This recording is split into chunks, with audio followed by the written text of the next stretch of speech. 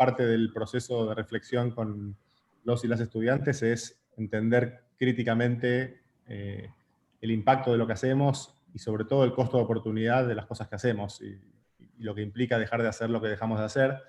Entonces, tener algún tipo de herramienta para poder construir ese análisis y esa reflexión es vital para poder situar y darle racionalidad a la práctica que hacemos desde la clínica. Así que hoy vamos a emprender el desafío de tener esa conversación. Nos acompañan en calidad de panelistas Celeste Braga, de la UPDT, de Itela, Carlos Alberto Reina, de la Universidad del Litoral, Universidad Nacional del Litoral, Luis María Uset, de la Universidad Nacional de Tucumán, y Ezequiel Nino, de la Universidad de Palermo. Así que vamos a hacer, igual que las reuniones pasadas, va a hablar 7 minutos cada uno de nuestros panelistas, y luego hacemos comentarios y le vamos devolviendo la palabra hasta que la conversación se agote, y si no se agota a las 5 de la tarde igual cortamos porque es el compromiso de horario que tenemos con los panelistas. Así que, bueno, dicho eso, vamos a empezar con Celeste. Celeste, muchas gracias por estar aquí y te doy la palabra. Gracias a vos, Martín, y gracias a todos por estar presentes y acompañarnos. La verdad es que la iniciativa, yo me perdí justo la última, pero en las anteriores estuve en todas, y se agradece, porque siempre el trabajo clínico, digamos, un trabajo dentro de las universidades bastante aislado, si se quiere. Litera es una materia de último año, y es como una materia rara para el alumnado, entonces poder reflexionar con otros es siempre gratificante. Les cuento el tipo de trabajo que yo he hecho en la clínica. Sobre todo, digamos, en casos, yo he trabajado sobre todo en casos penales y casos penales vinculados a la prueba, ¿no? Y en este sentido se trata de una clínica particular, porque es una clínica que trabaja sobre casos cerrados, ¿no? O casos que están en instancias muy avanzadas. Entonces eso permite un ejercicio que es poco habitual en las clínicas, que es el ejercicio de reflexión sobre el ejercicio profesional mainstream, ¿no? Esto ayuda, por supuesto, a desmistificar la idea de que el derecho se aprende practicando allá afuera, ¿no? Entonces, de algún modo en mi presentación voy a tratar de vincular dos formas de pensar estratégicamente una clínica en la que los estudiantes se involucran en dos tipos de discusiones. Uno es la reflexión sobre sus propias destrezas y sobre cómo se hacen las cosas en el marco de un caso, del trabajo de un caso, y a la vez cómo reflexionar sobre estrategias de intervención para resolver algunos déficits que presentan la práctica profesional, ¿no? Entonces, lo primero que sucede en este tipo de clínicas es que lo que se pone sobre la mesa es un problema, y son problemas de diversa índole. A veces son problemas que tienen que ver con los hechos del caso, pero a veces también son problemas que tienen que ver con las formas de argumentar o con las formas en las que el Poder Judicial trabaja. Entonces, lo primero que aprenden es a clasificar problemas, ¿no? Es a detectar, es a mirar y clasificar tipos de problemas. Y eso, por supuesto, requiere transparentar un prisma, ¿no? Unas gafas, una manera de mirar. Porque si uno no tiene de antemano, si uno no sabe de antemano qué es lo que va a ir a buscar, es muy difícil saber recortar información, ¿no? Entonces, la primera destreza que aprenden es que para recortar información tengo que primero tener muy claro cuál es mi punto de llegada. Es decir, que hay primero una reflexión más bien teórica sobre cómo entender el derecho, cómo entender la práctica profesional, cómo entender los hechos de un caso, cómo se construye esa narrativa del caso, cómo argumentar un caso, etc. Entonces, permanentemente aparece la reflexión teórica vinculada a la reflexión práctica. En una primera instancia, para recortar adecuadamente aquello que queremos mirar, ¿no? Como estos son casos en los que yo he trabajado de personas inocentes condenadas por error, el foco central estaba en la prueba, ¿no? El recorte central estaba en hechos y prueba. Y ahí hay los diagnósticos construidos son muy interesantes porque efectivamente, como les cuento, los estudiantes alucinan con la calidad del ejercicio profesional en estos casos que, como les digo, son los casos feos del sistema, ¿no? No en todos los casos del sistema se comporta igual. Estos son los casos feos del sistema. Pero eso ayuda a que ellos se puedan posicionar de un modo en el que pueden ser creadores de soluciones a problemas que nunca antes se habían pensado, ¿no? Incluso ese es mi rol en el contexto del caso, en el sentido de que yo para muchas de estas cosas que van surgiendo tampoco tengo respuesta, ¿no? No las ha dado la Corte, hay poco escrito, entonces es genuinamente un encuentro de construcción colectiva y de aprendizaje colectivo y compartido. Bueno, entonces, primero esas dos cosas, ¿no? Aprender a detectar problemas a partir de mirar un caso ya cerrado, que eso es un ejercicio muy distinto a lo que uno hace en una clínica más habitualmente. Y lo segundo es aprender a diagnosticar a partir de algún ideal regulativo compartido. Luego, ¿cómo se diseña una estrategia de incidencia? ¿No?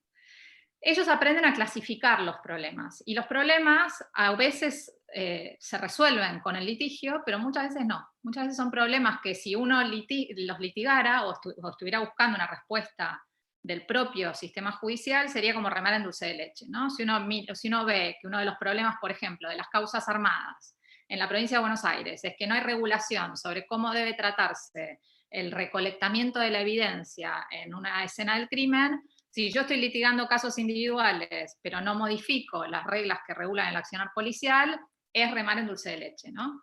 Entonces, aprenden muy rápidamente a diagnosticar problemas que tienen que ver con una dimensión más estructural o colectiva, y problemas para los que efectivamente el litigio tiene algo que aportar, ¿no? Entonces empiezan a desarrollar esta destreza de ver que el derecho no es solo eso que sucede en tribunales, y que cuando tenemos un problema sobre la mesa, hay que entender al derecho como una práctica bastante más compleja, abierta y demás. Tampoco se reduce a litigio o ley, ¿no? Una de las cosas que también descubren es que hay mucho soft law en la administración, ¿no? Cuando uno piensa en las regulaciones, por ejemplo, también probatorias, hay muchas cosas que se pueden solucionar con guías de buenas prácticas, o ese ruidito es porque entra alguien o es porque ya se acabó mi tiempo. No, es porque entra alguien, ahí lo apagué. Así deja de sonar. Bueno, entonces la estrategia ahí es, el siguiente paso, digamos, una vez que diagnosticamos y tenemos el ideal regulativo, es, bueno, ¿dónde está, cuál es la conversación que nuestra práctica está teniendo sobre este tema? Entonces ahí el trabajo que hacemos es, bueno, ¿qué ha dicho hasta ahora el Poder Judicial? ¿No? ¿Qué ha dicho hasta ahora la Corte? La Corte en temas de prueba ha dicho dos cosas: Casal, Carrera. Los leemos en profundidad. ¿Qué se está trabajando en el Ministerio de Seguridad? No sé qué indagamos, a ver si hay seis of law sobre el tema. Y a partir de ahí, a partir de una evaluación de cuál es nuestra conversación sobre ese tema puntual, la propuesta es entender cómo generar un performativo exitoso, es decir, cuál es el siguiente paso en esta conversación. Yo no le quiero proponer a la policía bonaerense que se convierta de un día para el otro en el FBI, o a los jueces de la Corte bonaerense que le digan a todos los actores que están haciendo desastres o lo que fuere, ¿no? Sino que lo que tenemos que tratar de buscar es cuál es el estándar siguiente o cuál es el pasito siguiente en esta conversación situada que es la nuestra, ¿no? Entonces aprenden, en el contexto de la clínica, o al menos es el objetivo y lo que intento transmitir y trabajar con ellos. Entonces, por un lado, diagnóstico de problemas, ser muy conscientes de que esa mirada presupone una mirada teórica particular y presupone una manera de entender la práctica, y presupone, por lo tanto, luego que nuestras estrategias de incidencia van a ir en esa dirección también, ¿no? Es decir, ese ideal regulativo sirve para diagnosticar y sirve luego para pensar las estrategias de incidencia, y para pensar esas estrategias, tremenda empatía con nuestro contexto local, ¿no? Tremenda empatía con nuestra práctica local, para poder diseñar algo que pueda ser exitoso, que pueda ser bien recibido por todos los actores, actoras, etc. Y en este sentido poder luego evaluar de algún modo algún éxito, ¿no? Otra de las cosas que también trabajo mucho en la clínica son las estrategias de comunicación en los casos, que en este tipo de casos son claves, son estratégicas, porque son en general casos poco simpáticos para la opinión pública, y que al mismo tiempo ofrecen la oportunidad de explicar muchas cosas, ¿no? Sobre cómo funciona el sistema penal en la práctica, y también cuáles son los valores que a nosotros nos interesa como democracia constitucional y demás, hacer valer en el marco de esos procesos, ¿no?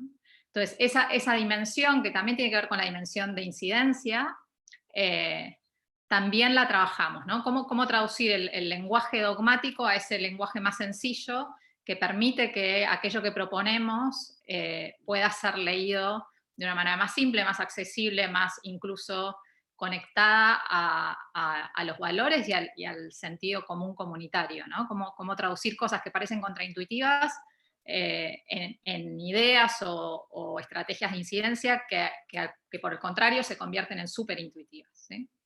Entonces diría que lo que hago son esas tres cosas: vincular diagnósticos, o sea, conexión con hechos reales primero, cómo eso se conecta con un ideal regulativo y cómo se puede trabajar en una estrategia o en un diseño creativo a través del derecho, ¿no? Cómo usar el derecho creativamente. Y vuelvo a insistir en que el mapeo de los actores y poder evaluar las formas en que la profesión se despliega en la práctica es clave, porque los y las estudiantes sienten que su capacidad de incidencia o capacidad creativa es real, ¿no? Sienten que ellos pueden ser partes de crear cosas que generen cambios en el mundo real y no meramente reproducir lo que algún profesor, profesora, etcétera, le ha ido diciendo a lo largo de la carrera.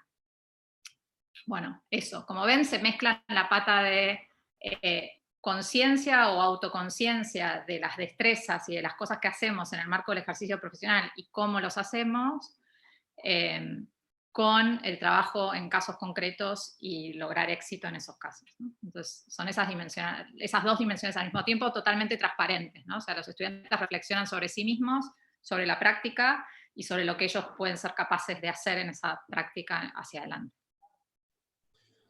Muy bien, muchas gracias, Celeste. Ahí tengo algunas preguntas para vos seguramente.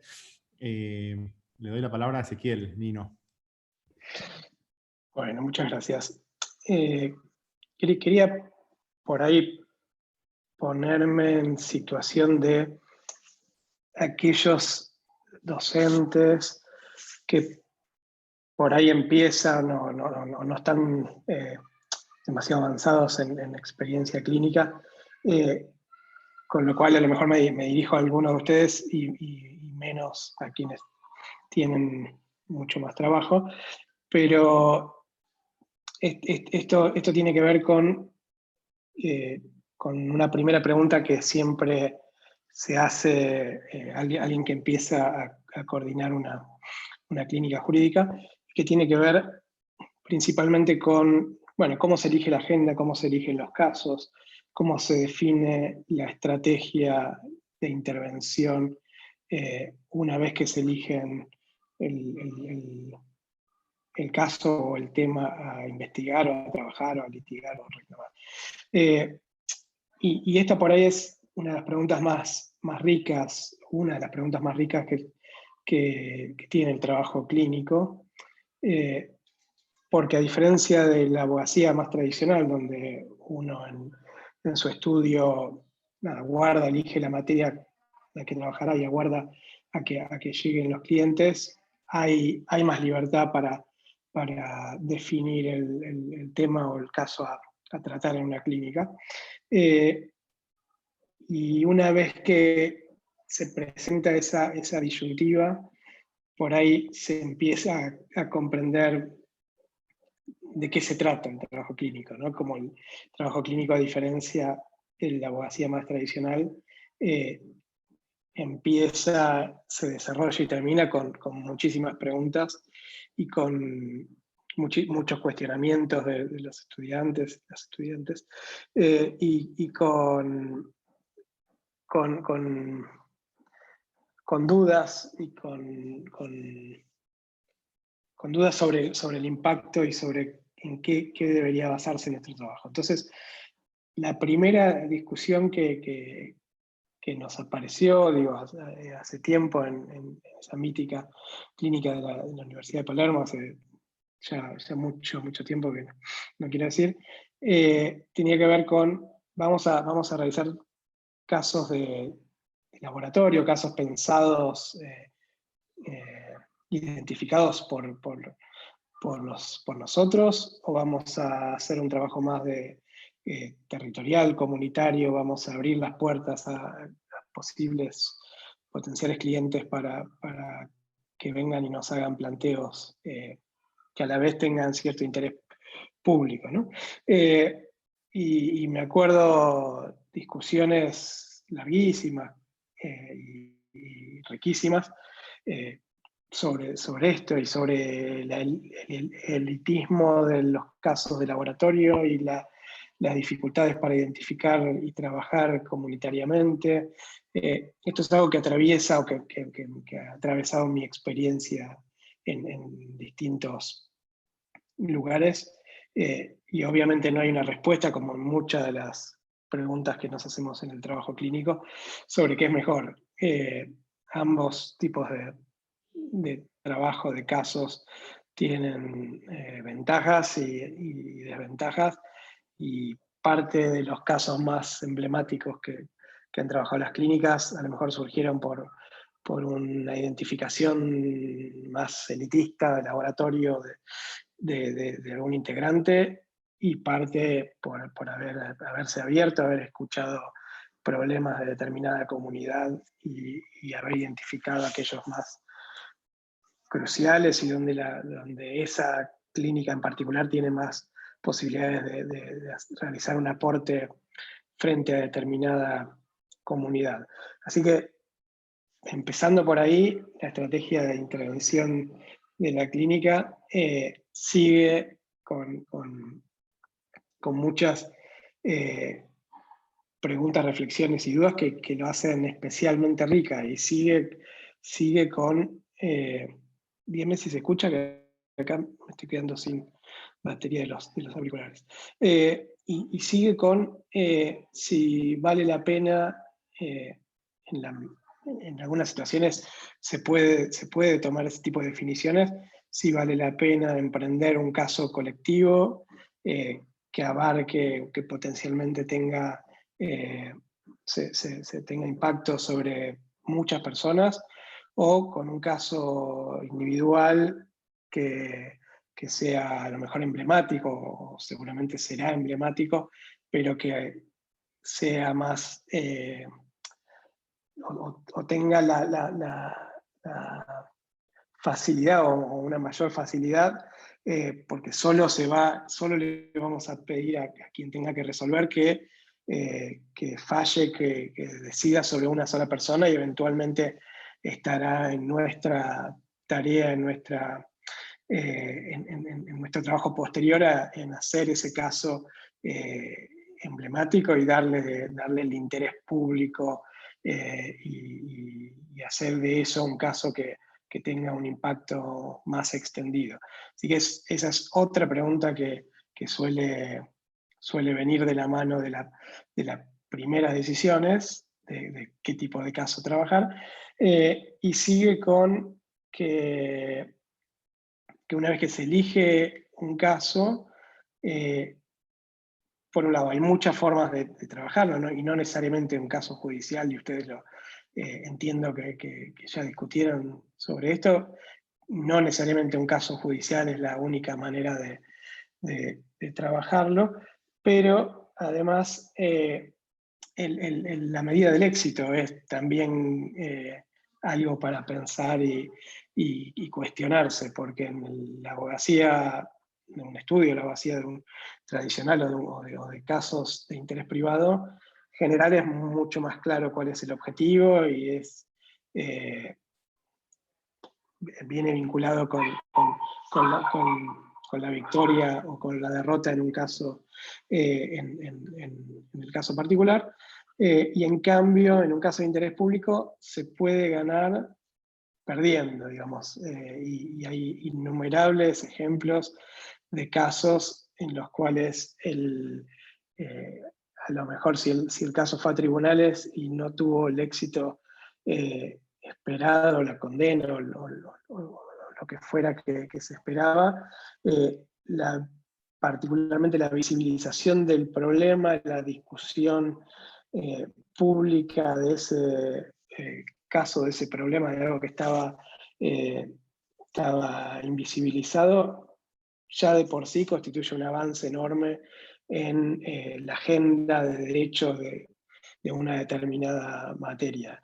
Y esto no necesariamente es un segundo mejor, a lo mejor es, solemos decir que muchas veces los casos que se ganan que en numerosas ocasiones los casos que se ganan con sentencias judiciales quedan en un lindo marquito de algún estudio de algún abogado o abogada, porque no se pueden cumplir, no se pueden ejecutar, o no tuvieron el impacto que se esperaba. Y sin embargo, al contrario, una derrota en tribunales puede no significar nada en relación a la agenda de derechos que se esperaba al momento de iniciar el trabajo. Con lo cual, y antes de quedarme sin tiempo, un poco para abrir la conversación, la riqueza del trabajo clínico se demuestra con ese tipo de conversaciones en la cual no hay blancos y negros, donde los grises tienen muchísimos matices y donde las alternativas que tenemos y que tienen los grupos que trabajan los potenciales casos son tantos que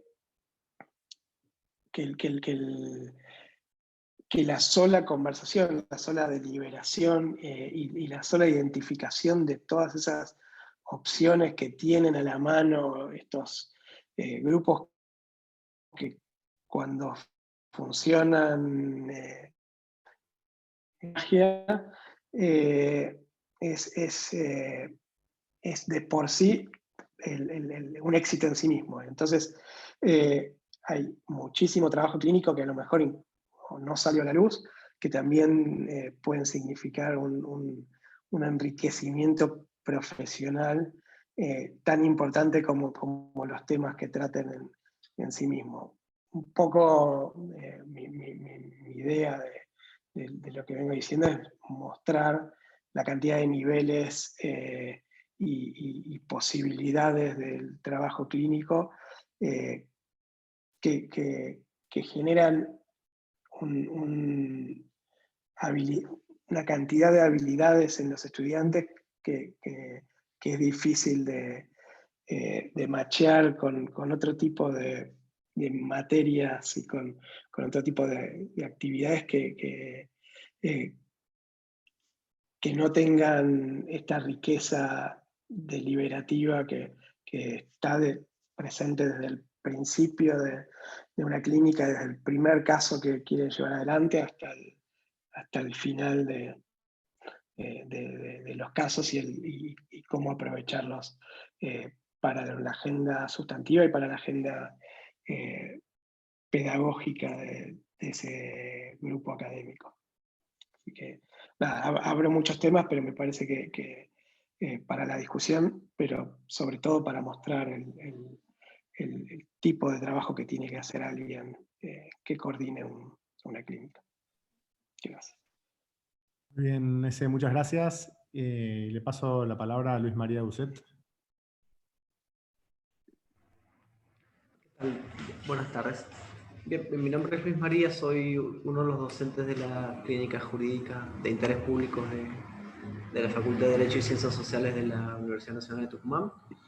Y un poco a los fines de preparar esta conversación, yo tuve mucho en cuenta algunas cositas que fuimos diciendo en los encuentros pasados, pero que a mí un poco me asustó, que tenía que ver con quizá alguna afirmación de Gustavo o de Martín, que decía, bueno, esto no puede quedar librado al azar o debe dejar de quedar librado al azar. Desde esa perspectiva, la intención un poco de este espacio de unos minutos, que de modo alguno pretende ser expositivo, ni una cuestión acabada, sino por el contrario, solamente una visión absolutamente perfectible. Un poco lo que yo pensé es que cuando nosotros buscamos cómo tener algunos parámetros para hacer esa trazabilidad de variables que determinan o van a determinar la construcción de nuestras estrategias de intervención, creo que nosotros indefectiblemente nos vamos a ver en una discusión que necesita que convivan armónicamente dos cuestiones. Una de las cuestiones esencialmente, bueno, no vamos a ahondar mucho en eso, pero Si clínicas, o la visión del derecho de las clínicas se basa en herramientas necesariamente antiformalistas, de realismo jurídico, pongan el nombre que nosotros queramos, pero ya sabemos de eso, de qué hablamos, digamos. Pero la otra pata es afirmar que cuando hablamos de clínica nosotros necesariamente hacemos pie y no nos vamos a mover ahí desde una estrategia esencialmente constructivista. Es decir, cuando abordamos clínicas desde lo pedagógico, sabemos que hablamos de constructivismo pedagógico. Y ese constructivismo pedagógico tiene como un ABCD, digamos, pongámosle la enumeración que quieran, que creemos que para nosotros es determinante al momento de la determinación de la estrategia. Cuando hablamos de ese constructivismo pedagógico, sabemos, necesariamente somos conscientes de que todo el proceso clínico tiene que tener una participación activa de estudiantes y docentes. Si no hay participación activa, difícilmente estemos hablando de clínica. La otra cuestión, y que por ahí la vinculo un poco con lo afirmado por Celeste y con Ezequiel, tiene que ver con la validación social de conocimientos de la propuesta que nuestros propios estudiantes han generado en el espacio áulico. Y una tercera cuestión, insisto, yo solamente he tratado de identificar 3 que creo que son las más relevantes, es propender dar un sentido de utilidad a esas construcciones generadas en el aula. Es decir, toda propuesta clínica, todo espacio áulico donde se empiecen a pensar, donde se empiecen a diagramar estrategias de intervención, creemos que tiene que pasar insolayablemente por esos pasos. Una participación activa de ellos y de nosotros, con lo cual ya sabemos qué rol docente vamos a asumir, de acompañamiento, por afuera de una enseñanza memorística, enciclopedista. Bueno, no vamos a ahondar en eso. La validación social. Y la otra parte es el sentido de utilidad que le damos a nuestra propuesta. Ahora, eso es por ahí desde lo estrictamente pedagógico. Y creemos que como cuando nosotros empezamos a discutir estrategias de intervención, debe fluir eso. Y un poco retomo algunas palabras de Celeste, es decir, ver hacia dónde. Es decir, ¿cómo es ese proceso de debate interno en el aula? ¿Qué debaten los chicos? Después, ¿dónde está el éxito? Y ahí lo tomo Ezequiel. ¿A dónde está el éxito de nuestra posible intervención? ¿Dónde está la validación social o la utilidad? Validación social o utilidad de eso que estamos planteando. Y creemos nosotros que desde esa perspectiva tenemos que vincularlo, es decir, poder lograr amalgamar, si se quiere, esa pata pedagógica que nos marca un criterio de comportamiento de cómo funcionar internamente, porque eso es lo que genera la otra pata. Es decir, que la otra pata funcione, que tiene que ver con 2 o 3, 4, o las que fueran líneas conceptuales que se asientan en antiformalismo, realismo, insisto, después lo debatimos, pero que tendrá que ver con nuestra visión abierta del derecho, que tendrá que ver con la multiplicidad de fuentes, que tendrá que ver con el rol de la disciplina o de la interdisciplina en la construcción de nuestras propuestas de intervenciones. Es decir, si nosotros logramos conjugar eso, creemos, insisto, de forma perfectible, o como quien trata de esquematizar algo, creemos que si entendemos unas variables que ahora comparto un cuadro, insisto, hipotético que hemos armado, que en realidad lo hemos tomado de un pedagogo, pero que creemos que podemos mejorar,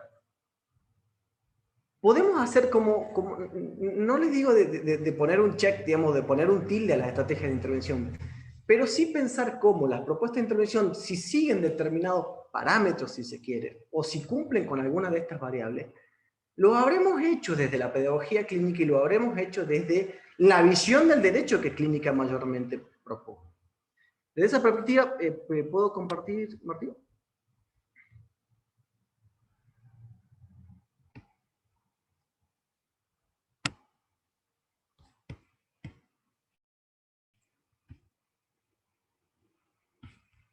Ahí estoy compartiendo, ¿no? Sí.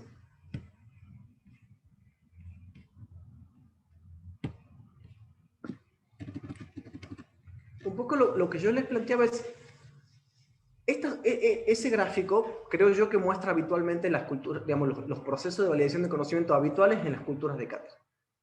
Es acuerdo, desacuerdo, investigación, argumentación. Bueno, clínicas debe ir más allá, debe superar eso.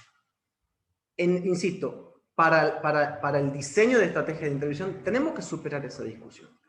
Tenemos que ir un poquito más. Porque incluso algunas cátedras, algunas culturas de cátedra, hasta que nuestros estudiantes llegan, y ahí tomo algo de que dice Celeste, las clínicas, en nuestro caso también es una materia ya del último año, es decir, a nosotros nos llegó, ya nos llegó esa modalidad. Y llegó así el proceso de validación de conocimiento interno. Hicieron role-playing, hicieron en algunos casos método del caso, pero no hubo muchas experiencias más allá de ese circulito. Y un poco lo que nosotros creemos a partir de lo que afirmaba, de hacer convivir armónicamente una estructura pedagógica con lo otro, creemos que podemos llegar a esto. Es decir, si uno tomara la estructura pedagógica que nuestras clínicas tienen que tener, insisto, bajo una perspectiva de estrategia esencialmente constructivista, la propuesta pedagógica de construcción de nuestras estrategias tiene que tener participación activa de nuestros estudiantes y nuestra, con todo lo que eso implica, ¿no? Con todo lo que eso implica y después podemos profundizar. Validación social y sentido de utilidad. Y fíjense ahí cómo eso puede convivir armónicamente con otra parte, que es por ahí una pata más desde el antiformalismo, que es interpretación auténtica del derecho. Derecho abierto con la incorporación de la interdisciplina o la disciplina y una multiplicidad de fuentes. Ahora, este cuadro que nosotros lo hemos robado de un pedagogo, nosotros nos permitimos cuestionarlo y decir, bueno, por ahí el pedagogo ha trabajado esto desde la BP, desde la propuesta pedagógica del aprendizaje basado en problemas, que permite hacer trazabilidad, digamos, pero que no goza de una pata que clínica sí tiene. Y ahí, insisto, celebro haber hablado tercero, ¿no? Porque creo que Celeste y Ezequiel me dieron pie a algo, que es la parte del sentido de utilidad. Clínica, cuando decide su estrategia de intervención y la lleva al medio, se encuentra tiene algo que ABP no tiene, porque ABP trabaja con caso real, pero no deja de ser hipotético, nunca avanza en ese paso. Y nosotros sí. Nosotros a la estrategia de intervención, quizás primigeniamente la vamos a ver desde una ABP, aún cuando estuviéramos haciendo clínica, pero cuando nuestra estrategia de intervención goza, es decir, se pone a trabajar en el medio, para nosotros es medible el sentido de utilidad. Y cuando medimos el sentido de utilidad podemos resignificar el proceso. Si resignificamos el proceso, volvemos a comenzar eso. Volvemos a medir utilidad social, es decir, volvemos a confeccionar un cuadro de doble entrada, si se quiere, donde pongamos, pedagógicamente hemos cumplido esto, desde la otra línea hemos cumplido esto, y ahí empezar a revisar nuestras estrategias de intervención. Creo que si nosotros pudiéramos, insisto, la idea es plantear un cuadro como para que, insisto, no es una pretensión acabada, le decir, bueno, cuando yo dije dejar de que esto deje de estar librado al azar, sino decir, bueno, nosotros cuando laburamos esto en el aula, pensamos en estas cosas. Un poco eso es lo que yo quería contarles. Hemos pensado en estas cosas. Lo hemos tratado de graficar en un cuadro que tendrá sus errores, sus matices, es absolutamente perfectible y es solo un ensayo, pero lo hemos pensado desde lo pedagógico. Creemos nosotros que estos son los espacios donde tenemos que pensar desde lo pedagógico cómo aceitar la otra parte. Y un poco ese debate. Clínica jurídica, vuelvo a afirmarlo, desde la pedagogía es constructivista. Y tenemos que seguir sus pasos, no nos podemos salir de ahí, porque o estaremos haciendo otra cosa. Y un poco este esbozo de sistematización es solo eso, pero creo que puede dar pie a que nosotros gocemos de algunas herramientas que al momento de trazar las variables que son las determinantes para la determinación de nuestra estrategia, nos mantengamos dentro, ¿no? Dentro de la propuesta pedagógica. Esto. Bien, Luis, muchas gracias. Ahora sí le doy la palabra a Carlos, que es nuestro último panelista del del inicio. Buenísimo. ¿Cómo andan? Bien, mi nombre es Carlos Reina. Yo en alguna oportunidad he participado en las reuniones anteriores. Un poco adelanté un par de ideas, pero en relación al tema de hoy me parecía importante, dado el tiempo que tenemos, dar 3 experiencias o 4 experiencias, digamos, de lo que me parece a mí que es relevante a la hora de construir una estrategia de la clínica jurídica. Sobre todo teniendo en cuenta lo que pasa actualmente en el contexto que nosotros tenemos como institución, digamos, como clínica, como estando en pañales y tratando de evolucionar algunos dentro de instituciones que tienen su complejidad. Yo creo que la construcción de la estrategia, de la agenda estratégica de la clínica, tiene que tener primero una visión de construcción de herramientas al alumno. Creo que nosotros no podemos, por nuestra función como docentes universitarios, no podemos nunca dejar de lado que tiene que haber una construcción de herramientas y que los alumnos tienen que tener, y ahí va la evaluación, cuando uno hace una evaluación, llevarse herramientas técnicas de valoración acorde al estado del arte. Esto es mucho, digamos. ¿Por qué? Porque uno le enseña o intenta enseñarle al alumno algo que no le enseñaron en la facultad y que básicamente es la deformación de los principios clásicos a partir de las nociones más modernas o posmodernas sobre la interpretación del derecho y por supuesto a través de la intervención de la teoría, del acercamiento de la teoría de los derechos humanos a toda la teoría del derecho, inclusive el derecho privado, cómo el derecho privado se transforma incluso a partir de la teoría de los derechos humanos. Y eso obliga a desarrollar estrategias que normalmente son invisibles en la currícula normal. Y lo son porque tienen una currícula determinada. Bueno, no voy a ahondar en eso, que ustedes lo saben perfectamente, pero hay que visibilizar eso y construir esa herramienta con claridad, explícito, porque son chicos que están lo pueden hacer en el quehacer, pero mientras uno hace, aprende, y si lo dice, aprende más. Entonces uno tiene que, a mi criterio, tiene que construir, bueno, mire, existe lo que se llama el juicio ponderación por proporcionalidad y razonabilidad.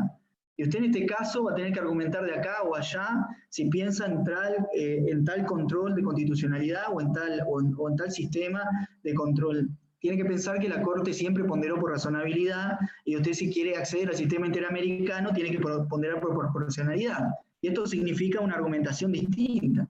Después usted tiene que saber que si vamos a litigar, el juez no es tan imparcial o imparcial como el sistema republicano pretende. ¿No? Entonces, tiene un problema, tiene un juez que tiene una visión determinada del derecho y eso le va a generar problemas a lo largo de construir la estrategia. Entonces, usted le da esa herramienta, pero a la vez construye una agenda para el futuro. Y esa agenda para el futuro me parece que tiene que ir de la mano de la institución, forzar a la institución que rompa las estructuras tradicionales para inmiscuirse en la propia agenda de la clínica. Y soy concreto con esto. Mira, cuando uno plantea un caso, nosotros lo llevamos al consejo directivo de la facultad. Lo planteamos en el consejo, después previa deliberación en el grupo, previa discusión, previa presentación de cuál va a ser el objetivo de ese caso en particular, y se lleva al consejo. Hemos desatado debate en el consejo sobre cuáles son los límites políticos de la institución y las decisiones políticas en las que tiene que intervenir la institución y la que no puede intervenir y que nosotros somos patrimonio exclusivo nuestro. Esa es una discusión muy difícil en una estructura tradicional con consejeros generalmente que no responden a la lógica que nosotros necesitamos para funcionar. Pero eso ha mostrado sus resultados. Una vez que usted lo tiene a bordo, usted puede construir una estrategia, digamos, para el futuro. La idea de construir una estrategia de espalda a la institución solo genera marginalidad institucional, ¿no? Sí, eso es un problema que hay que resolver. Tenemos que saber hablar con la vieja estructura universitaria.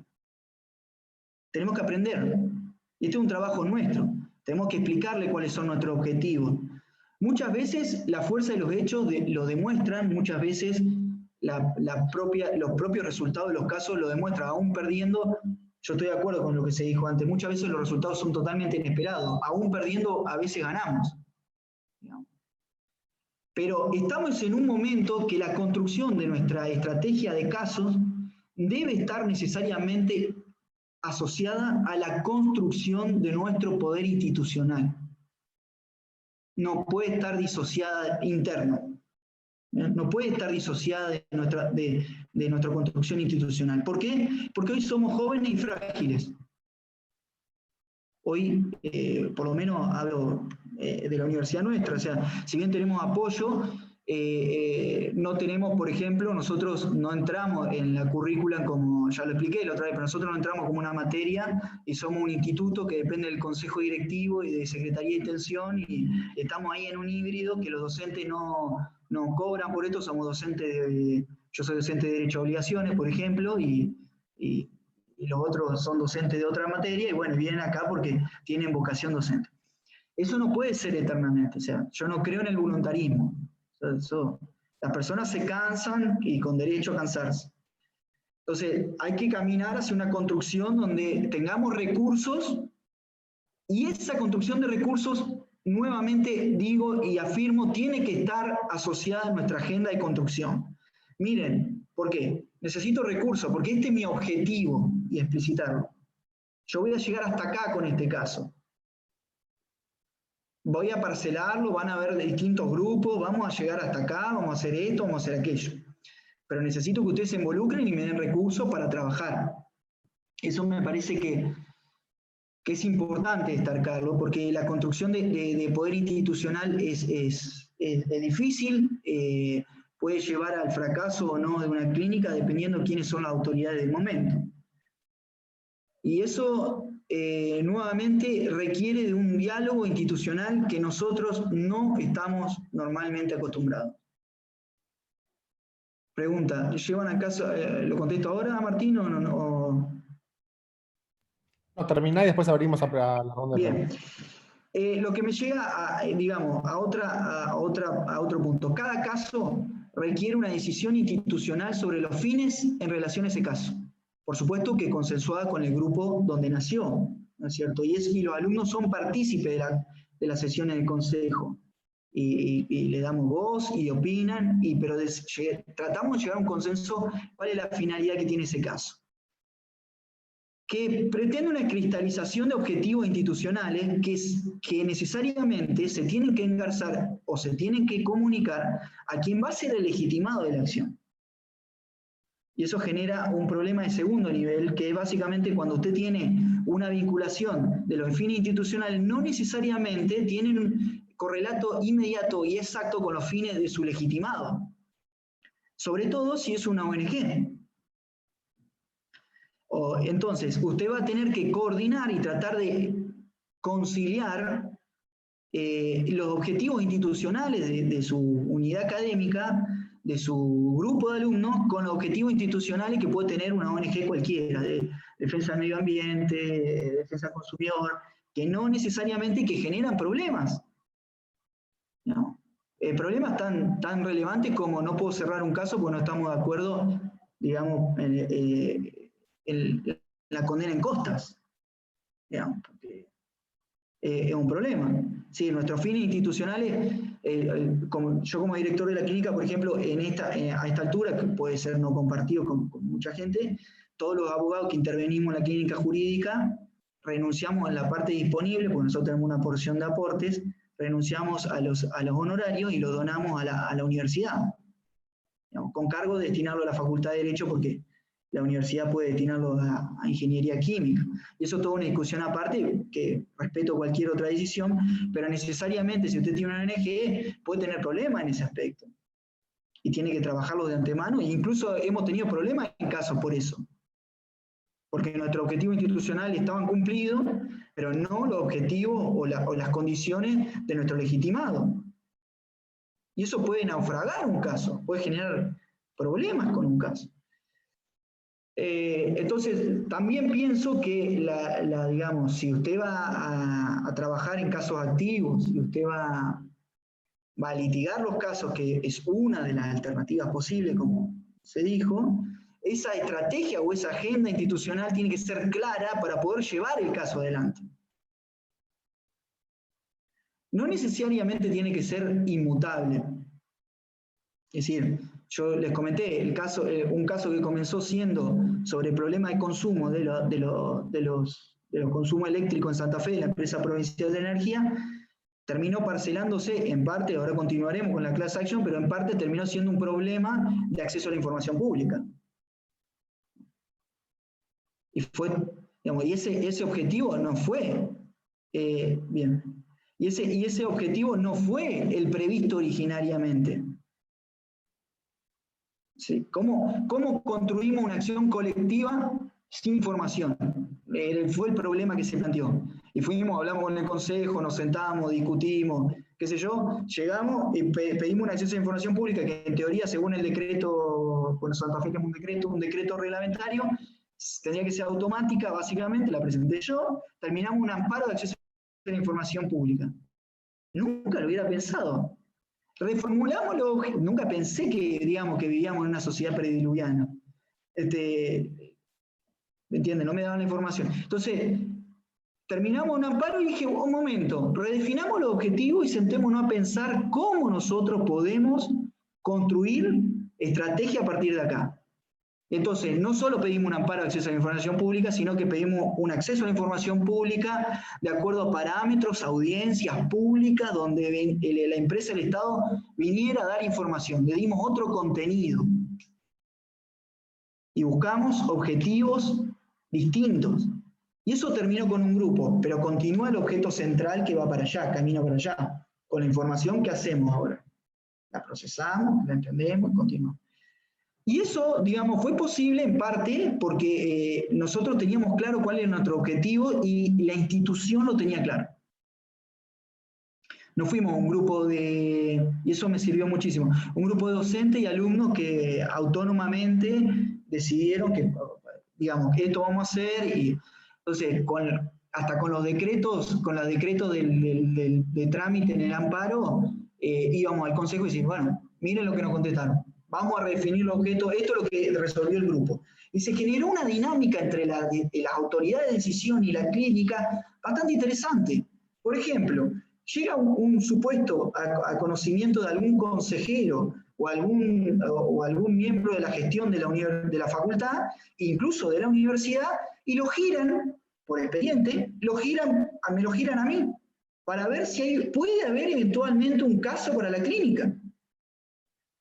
Y eso fue una construcción donde nosotros dijimos, che, queremos venir a dialogar con la institución.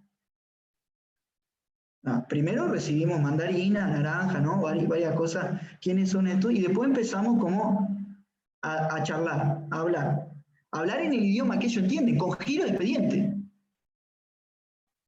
¿Entienden? Para cerrar, ya cierro y dejo, yo creo que llevamos mucho tiempo de clínicas en el país, lo dijo Ezequiel, ya se hace mucho, no vamos a decir cuánto leemos lo de Palermo. Nosotros en la propia facultad llevamos mucho tiempo de clínica jurídica. Creo que llegó el momento de construir institucionalidad. Creo que nosotros, si tenemos un momento en la estructura histórica de esto, es construir institución. Construir institución significa traducir un montón de cosas que nosotros hacemos a la práctica al lenguaje institucional. Y eso para nosotros es difícil, porque significa remar en dulce de leche, como dijo muchas veces, un paso para atrás y 40 para adelante, y así vamos creciendo, pero debemos dejar de depender de personas para que la institución, digamos, pueda avanzar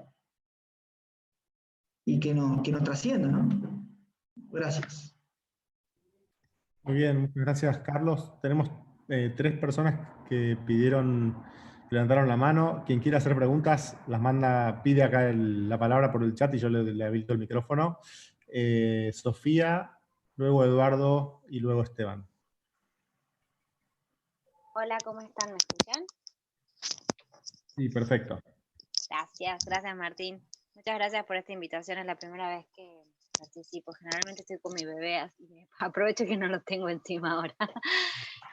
Carlos, me ha encantado tu intervención, porque has dicho muchas cosas que en la Universidad Nacional de Tucumán, en la clínica jurídica, yo soy compañera de Luis María, en la clínica de interés público. No se nos te falta. escucha. Ahora, nada. Sí. Ahora sí. En la Clínica Jurídica de Interés Público de Tucumán lo que nos falta mucho, si bien somos una materia dentro de la práctica profesional, estamos en el último año, nos falta un poco de construcción de institucionalidad. Nosotros sí nos vemos obligados de alguna forma a diseñar nuestras estrategias de espalda a la institución, como decías vos, o quizá nos vemos cercenados o limitados en lo que podemos hacer porque la institución no se anima o no quiere o no tiene todavía tanta, sí, valentía, podemos decirlo, de llevar adelante causas, procesos judiciales.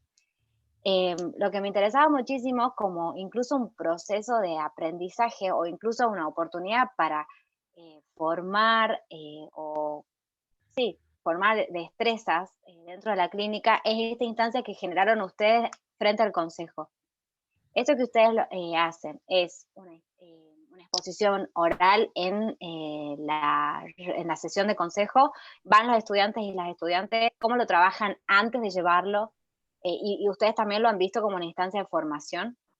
Sí, nosotros a veces lo hacemos, depende de la urgencia.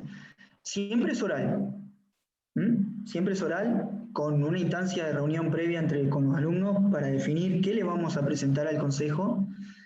Si tenemos tiempo, es decir, si estamos presentando, porque incluso rendimos cuenta una vez que termina el caso, lo cual me parece bastante sano, lo hacemos escrito, ¿no? Y oral, ¿no? Vamos, lo defendemos, se trata sobre tablas y nosotros nos dan espacio para hablarlo, para opinarlo, para resolverlo y para que los consejeros opinen o aporten. Hay muchos consejeros que son jueces, por otro lado, lo cual podría generar algún conflicto de interés si tuviera algún fuero, pero la verdad que algunos son de fuero laboral y todo lo demás, pero es interesante ver cómo piensan ellos el caso que nosotros llevamos adelante, ¿no es cierto? Siempre bastante interesante.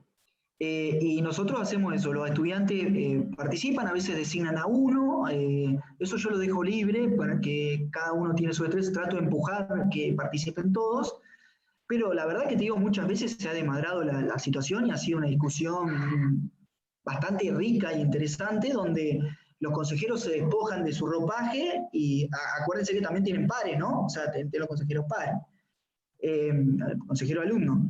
Y entonces se discute muy abiertamente de lo que nosotros pretendemos, a dónde vamos a querer llegar con el caso.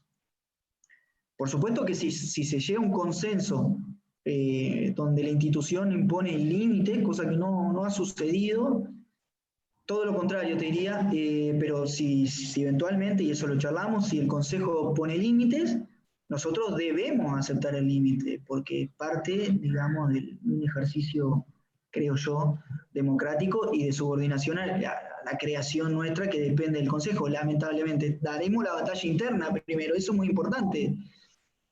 Pero no, en general hemos tenido un resultado muy positivo con lo que hemos hecho conocerle al consejero lo que es la clínica.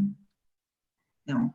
Yo creo que la primera vez que fuimos pensamos que llevábamos un estetoscopio y no ha sido. Incluso más, en los casos que hemos tenido que han rozado el poder y que han llamado al decano para hacerle amigables sugerencias sobre estos chicos locos, el decano no ha sostenido, a pesar digamos, de situaciones donde los propios y los ajenos estaban con la pistola, y no ha sostenido. Y eso creo que es producto de haberlo previamente puesto sobre la mesa. El decano se ve compelido también, porque el decano en un ámbito de resolución deliberativo y el órgano máximo de la facultad toma determinado rumbo y el decano no puede hacer otra cosa. ¿Entiendes? Bien, gracias, Carlos. Genial. Bien, Eduardo, Bertoni. Hola, hola a todos y todas. Gracias, Martín, de nuevo por la convocatoria. A ver, yo quería, agradezco mucho, Carlos, tu presentación y también tu sinceridad final. Y la quiero unir con la presentación anterior de Luis. Y no sé si algo con Ezequiel, porque Ezequiel muchas cosas no le entendí, pero eso, bueno, no importa. Sí importa porque después con Ezequiel podemos seguir hablando. Pero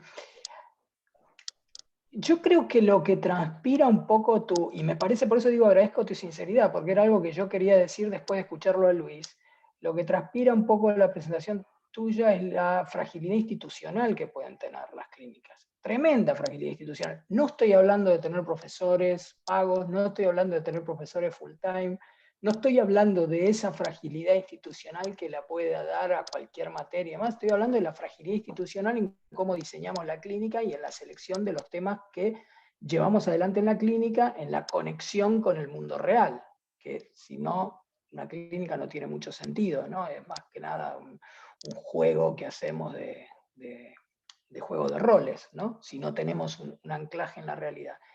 ¿Y qué es lo que quiero decir con esto? Cuando Luis nos proponía el cuadro, esa especie de cuadro, no voy a pedir que lo pongas de nuevo, Luis, pero yo apunté un tema de tener en cuenta tanto la validación social como el impacto a los efectos, si entendí bien, el trabajo que hacemos en la clínica y la selección de los casos.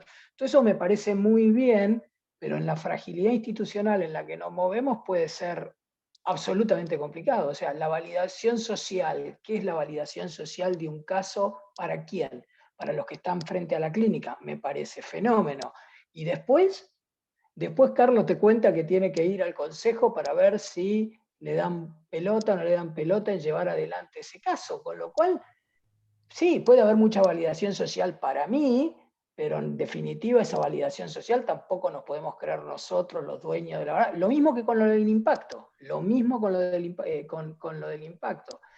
Con lo cual, digo, me parece que la aproximación teórica desde un punto de vista pedagógico que nos proponía Luis me parece súper interesante y a mí me pareció muy interesante porque la cuestión de esa, cuando vos mencionaste el tema de la validación social e impacto, enseguida me vino a la cabeza, ese lo conoce, Celeste lo conoce, Ezequiel, y no me acuerdo si vos, Martín, andabas en aquella época en la Universidad de Palermo con el tema de algún caso que llevaron ustedes adelante, muy exitoso, yo creo que con una valoración social altísima, pero con una valoración interna hacia la facultad hasta peligrosa y de señalamiento a que era una locura el caso que habían llevado. Creo que era tuyo el caso, puedo decir cuál es, Ezequiel, el de Trenes o el de Fredo. El de Trenes sobre todo, que ustedes saben de lo que estoy hablando. Digo, no hay nada secreto en esto, digo, ustedes saben. Entonces, y quiero terminar hablando sobre un tema que no sé si lo discutieron en las dos primeras sesiones en las que yo no estuve, que en la construcción de nuestro trabajo clínico es muy importante trabajar en el tema de la independencia de las clínicas. No sé bien cómo se hace y no sé bien dónde las clínicas son independientes, porque yo estoy en una clínica en una universidad norteamericana. Nunca tuve ningún problema con los casos que abordamos, pero no estoy tan seguro si para abordar algún caso que puede llegar a tocar una empresa que es donante multimillonaria de la clínica, no habría un problema también para hacerlo. Y la validación social puede ser enorme, el impacto tremendo, qué sé yo, pero alguien puede venir y decir, no, paren, ahí no se metan. Y con algunos casos que pueden tener que ver un componente político, un componente ideológico, en el buen sentido de la palabra, más allá de un componente económico, bueno, tenemos que construir clínicas que sean independientes o lo más independiente que podamos. A mí me parece que lo que dice Carlos es fantástico, o sea, él trata de convencer al decano de los beneficios del caso que está llevando adelante, y lo convence, y el decano baja la línea, y el decano un día se va, porque cambia, y entonces vuelve la inestabilidad clínica. Me parece que es un tema que también, por ahí no, es un tema muy abierto, Martín, para discutir, pero el tema de la construcción interna de la clínica en una universidad, me parece que es un tema que nos merecemos un debate. ¿Somos independientes o directamente nos hacemos cargo de que no somos tan independiente, que podemos trabajar como hace Carlos, con el mayor grado de esfuerzo para tratar de elegir los mejores carros y saber que a veces vamos a tener que bajar los estandartes, porque estamos en un marco institucional en el cual nosotros no lo dominamos. Bueno, eso quería intervenir y gracias, me pareció súper interesante el debate. Ahí solo para una mención, porque Eduardo hizo una pregunta dirigida a mí. Tenemos previsto para marzo una de las reuniones es un diálogo entre docentes y decanos, que puede ser interesante para tener esta conversación, porque hay muchos decanos y decanas que están muy interesados en tema clínica, y la conversación entre docentes y decanos, no necesariamente con la facultad donde uno trabaja, que tiene algunas restricciones mayores, pero una discusión un poco más académica e imparcial, creo que vale la pena, y en todo caso te comprometo para que estés en el panel. Y transparente, porque un decano va a venir a decir que está todo bien, que sí, que quiere, que sé yo, pero después él también tiene sus propias restricciones, ¿no? Entonces, me parece que en ese sentido tenemos que tener conversaciones, y realmente agradezco la sinceridad de Carlos. Muy bien. Estaba Esteban anotado. Y luego Amelia. Esteban Torroba, ¿estás ahí con el micrófono? Sí, aquí estoy. Gracias, Martín. Bueno, muy buenas tardes a todas y todas. Yo soy docente de la Clínica de Derecho de Interés Público de la Universidad Nacional de La Pampa, y le quería hacer una pregunta a Ezequiel, porque bueno, la nuestra es una clínica en estado larvario. Se reformó el plan de estudio de la carrera de abogacía el año pasado, y es una materia que se implementó por primera vez en este año. Y vos, Ezequiel, mencionabas como uno de las primeras etapas y desafíos que tiene la clínica, esta idea de cómo se seleccionan o cómo se construyen los casos. Y esto lo quería vincular con algo que decía Luis, que tiene que ver con, bueno, en esa instancia o en esa etapa, cuál es el grado de participación que se les da a las y los estudiantes. Y lo planteo porque esa es una incógnita que yo tuve este año, que tiene que ver con si es una responsabilidad del docente o del equipo de docentes que está a cargo de la clínica, o si verdaderamente es una cuestión que se puede transversalizar hacia todas las y los estudiantes. En nuestro caso, bueno, fue un año atípico porque está el tema de la transición y del cambio de plan de estudio, o sea que tuvimos nada más que 6 estudiantes, y tuvimos la oportunidad de abrir un espacio de diálogo para que los estudiantes opinaran y tuvieran un grado de injerencia en la selección de la temática y en la construcción del caso. Pero por ahí no sé, en base a tu experiencia, no sé si tienen clínicas más numerosas o no. Ezequiel, ¿cómo la manejan habitualmente a esa cuestión? Gracias. Tomo una pregunta más de Amelia y luego hacemos, si quieren, retomamos una ronda de los panelistas. Las panelistas. Sí, solo un breve comentario. Buenas tardes, me parecieron excelentes todas las exposiciones, pero en relación a esta cuestión que introducía Eduardo, en referencia al planteo de Carlos y a este desafío de institucionalizar las clínicas, creo que en el actual contexto institucional tenemos vientos favorables, porque los nuevos estándares de acreditación imponen, o sea, ya es...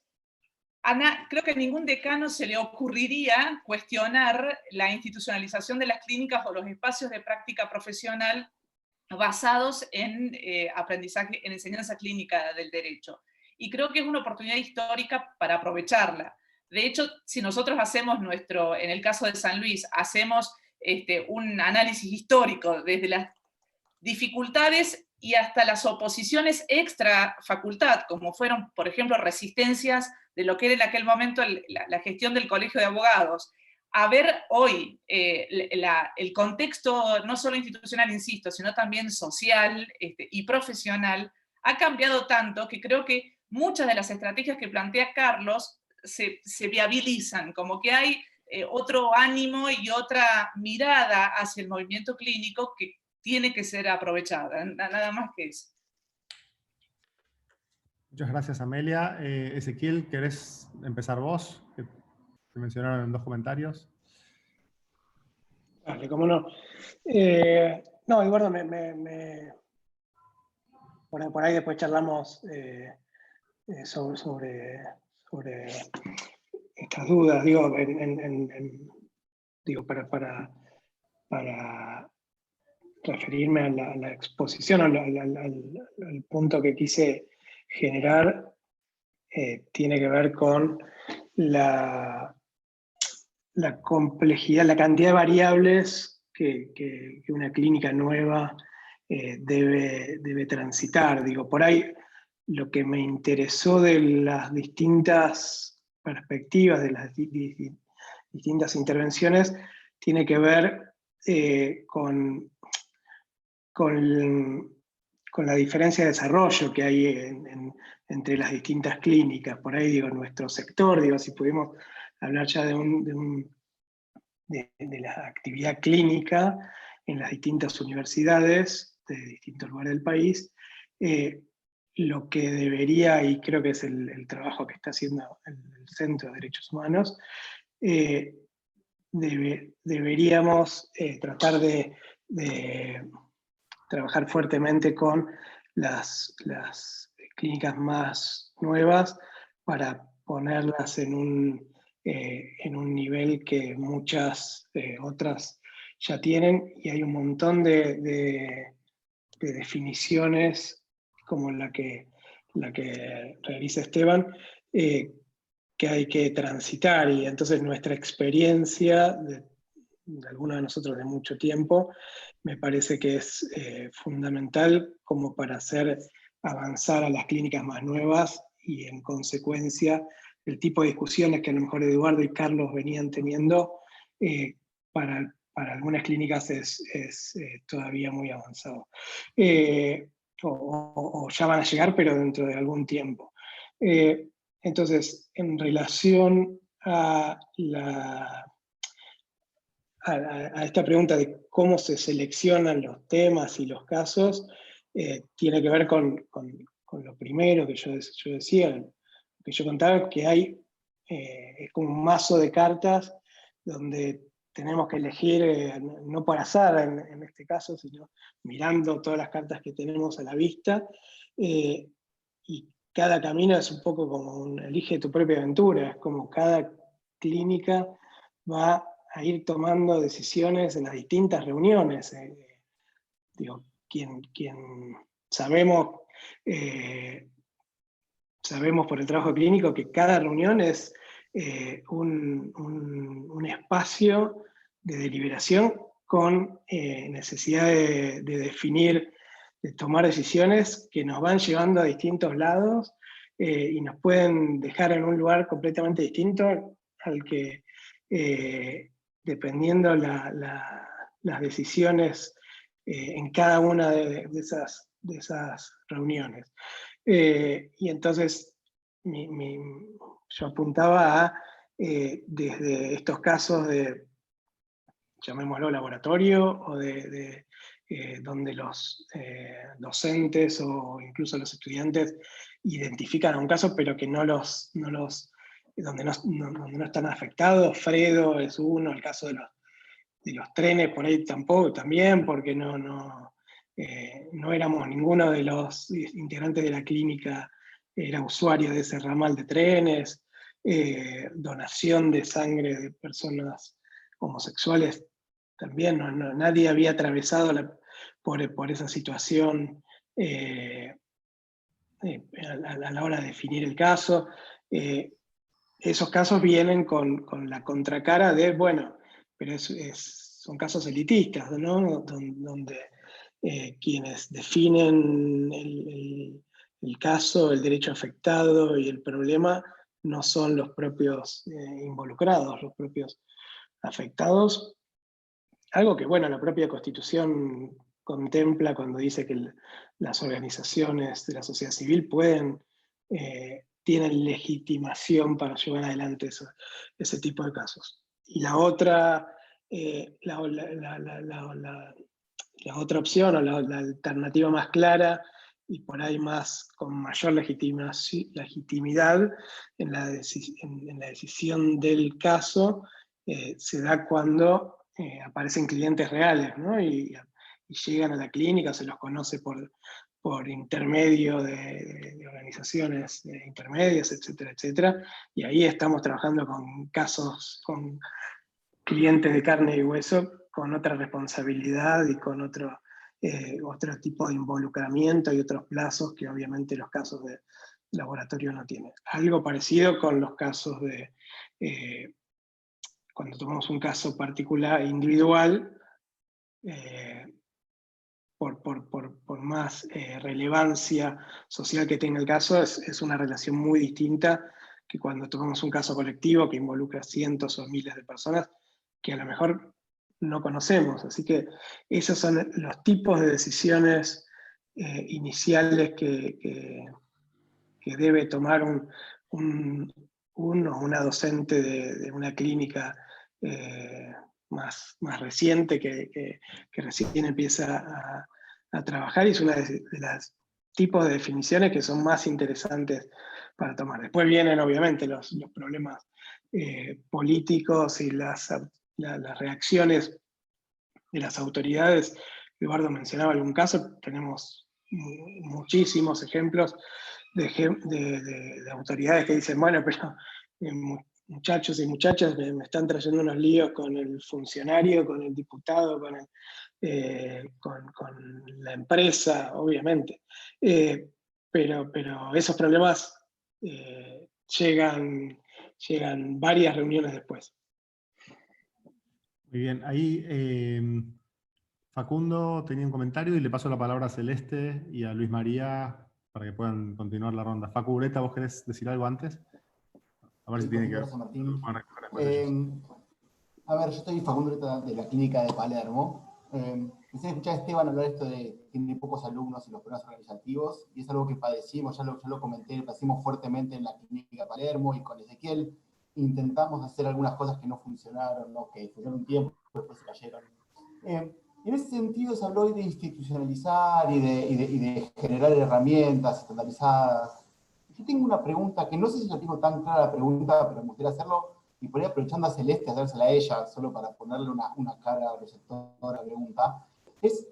¿Hay requisitos mínimos que debe tener una clínica para poder funcionar y alcanzar estos objetivos, estos métodos que tenían? Para poder por lo menos pensar en transformar algo de la realidad y tener este impacto social que se pretende. Celeste y después Luis María, recojan ahí el guante. Bueno, yo quiero primero agradecerles a quienes expusieron. Creo que abrieron conversaciones súper interesantes. Luis María me parece que hizo un punto que quizás quedó ahí en su exposición, que es el punto sobre, bueno, qué visión o qué concepción del derecho vamos a sostener los profesores de clínica, si alguna, y si vamos a estar coordinados en esa dimensión, y me parece que ese es un tema de agenda quizás para más adelante interesante de abordar.